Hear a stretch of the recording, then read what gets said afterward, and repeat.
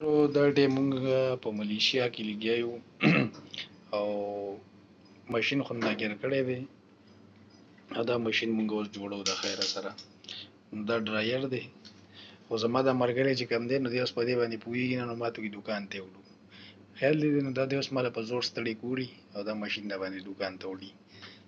خیال دی دا اوس لګیا یو دا په ملیشیا کې بس دا مزې دي، بس مونږ یې کوو او ستاسو سره به هم شریکو دا مزې دا خوندونه په تاسو مه لایکه خیر او زمونږ د اکاونټ سره لایک کوئ او کمنټس هم کوئ او دا بس هسې ستاسو د انټرټینمنټ دپاره هسې کچې شانتي ویډیو کوو لکه او تاسو سره یې شیر کوو.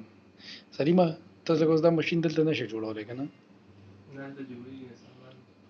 بس دقه چل دی اوس کو سامان یې کو نه خو دې ما ته وایي دوکان ته وړو لکه دا ستړی دی ماله په زور پورې بس اوس یې راباندې واپس بند کړو. دا به اوس مونږ که خیر دوکان ته وړو بیا به ورسره نوره کاري هلته کې کوو، بیا به مطلب د هغې نه بیا بله ویډیو کوو، بیا مونږ ستاسو سره شریک کوو د خیر سره.